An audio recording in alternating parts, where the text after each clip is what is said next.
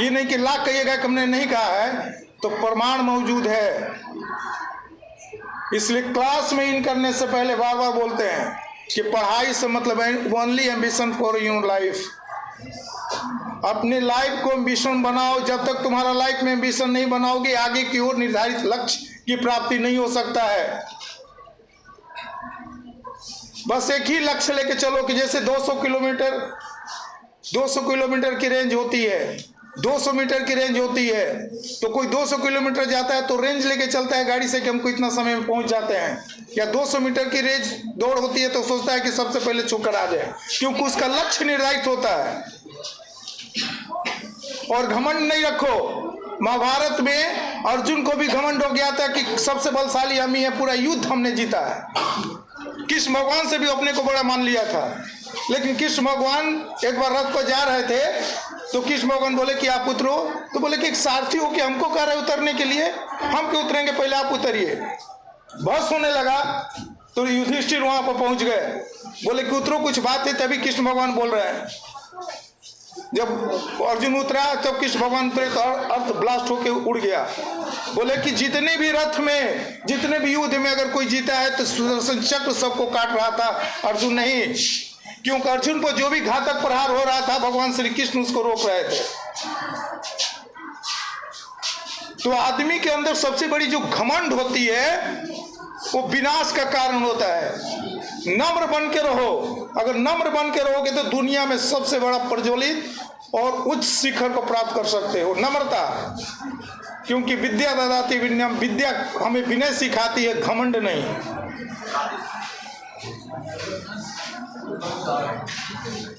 संस्कार पालो। Osama bin Laden बहुत बड़ा, इतना पढ़ने में इंटेलिजेंट था, ओवर इंटेलिजेंट आदमी था, लेकिन संस्कार नहीं रहने के कारण आतंकवादी बना और गोली से मारा गया। अपने आप को चीनी और नमक मत बनो कि घुल मिल जाओ, गंदे आदमियों के साथ जाओ, उसके विचार को घुल जाओ। नहीं, अपने आप को पत्थर बनाओ, घुलने की कोशिश मत करो। वही चीज लाइक करो जो तुम्हारे भविष्य को कमल की तरह खिलाए।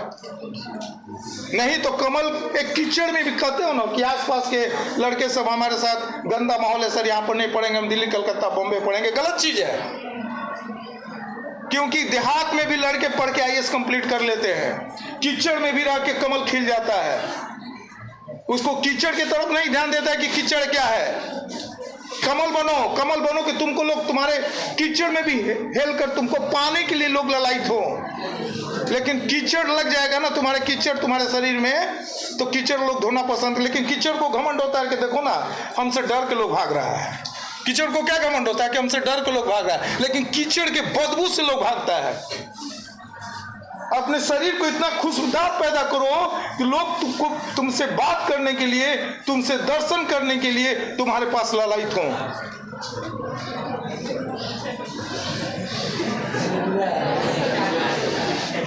कहना कि गंदे आदमियों की बात को हम अनुसरण नहीं करें, उसका प्रतिफल उसको मिलेगा।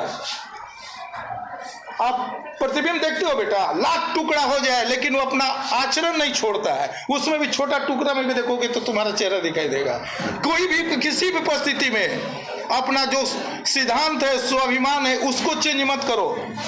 गंदी आदतों को अपने अंदर प्रवेश करने ही नहीं दो।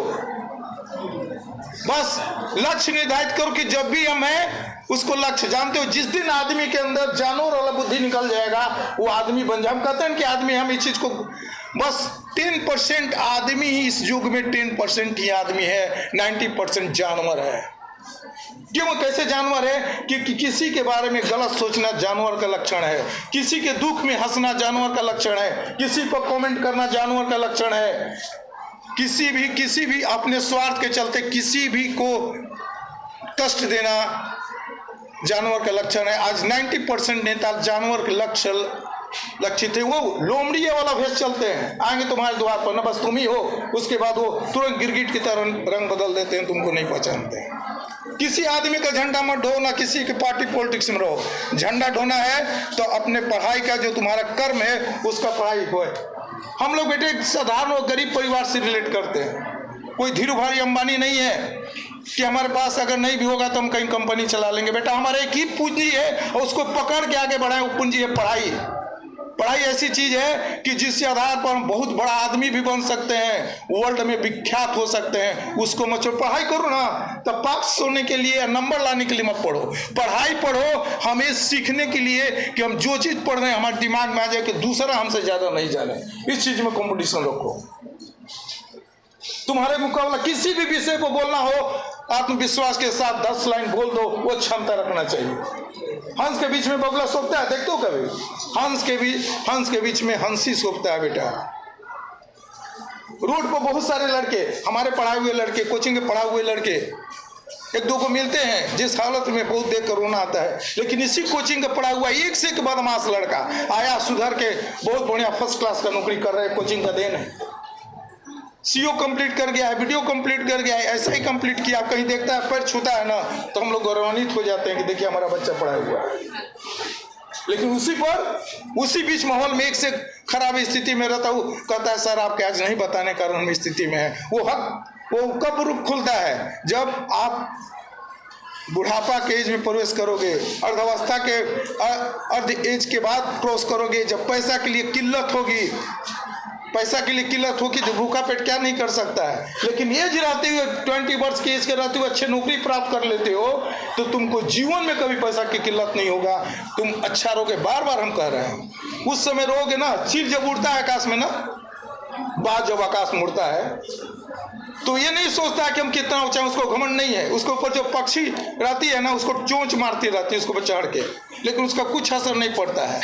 और पक्षी जब जैसे ही ऊपर जाता है तो ऑक्सीजन की कमी होनी रहती है और पक्षी जो ऊपर बैठा हुआ नीचे गिर जाती है, क्योंकि उसको उसका दुष्परिणाम मिल जाता है। जब बादल गरजता है ना तो जितने भी छोटी छोटी पक्षियां हैं वो आके घोंसले में बैठ जाते हैं। लेकिन बात कहता है कि बरस लो, कितना बरसना है। जब बादल बरस जाता है, वो आकाश के ऊपर चला जाता है बादल के ऊपर, तब वो आराम से आता है और देखता है। तो जब बुढ़ा हो जाता है ना बाज, जब उसकी आयु जब बुढ़ा हो जाता है तो नाखून और पंख बहुत बड़े हो जाते हैं, उड़ नहीं पाता है। लेकिन अपने नाखून को रगड़ता है, ब्लड आता है, दर्द होता है।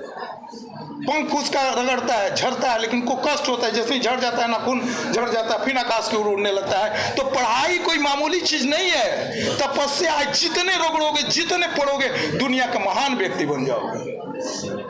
पढ़ो, किताब जितना हो, किताब खत्म हो जाए तो और किताब लेके पढ़ो, लेकिन पढ़ो। किसी जानते हो, कोई भी चीज, गंदा चीज के अनुसरण करने में एंजॉय मिलता है, लेकिन उसका दुष्परिणाम इतना घातक होता है जिसका तुम किसी का गिरा हुआ पैसा उठाने में मजा आता है इस करने में, लेकिन उसका यदि आदत बन गया गिरा हुआ पैसा खाना, गलत काम करने के लिए, उसका दुष्परिणाम इतना गंदा होता है कि भविष्य में सोच नहीं सकते हैं। जो गंदा काम करता है उसका परिणाम भी गंदा होता है, क्योंकि मरने के बाद 3 ही चीज अमर होता है बेटा, वाणी, व्यवहार और कर्म। आज महात्मा गांधी हुए, सुभाष चंद्र बोस हुए, चंद्रशेखर आजाद हुए, भगत सिंह हुए, ये जितने जी लोग भी मर गए ना, इनका बेटा के और पिताजी का नाम नहीं आ रहा है।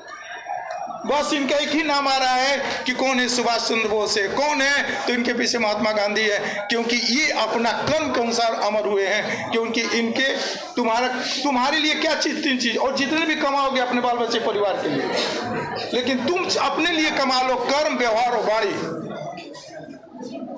ये 3 चीज अमर रखो, तुम्हारे लिए फायदा करेगा।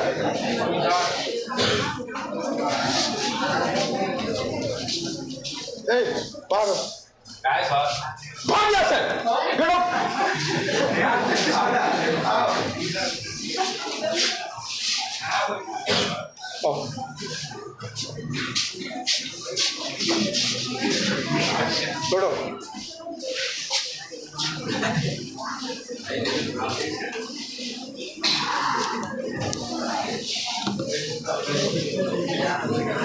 किस चीज की घंटी है बेटे?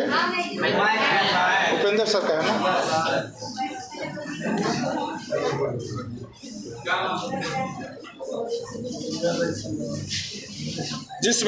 जो बच्चे एडजस्ट कर लो इन लोग को। कहाँ से आते हैं आप लोग?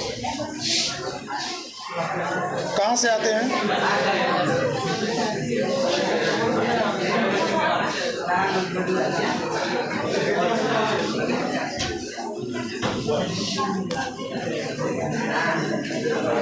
से आप लोग चलो तो माता पिता का पैर जरूर छू लो बेटे। कितने बच्चे अपने माता पिता का पैर छू के आते, हाथ उठाइए तो।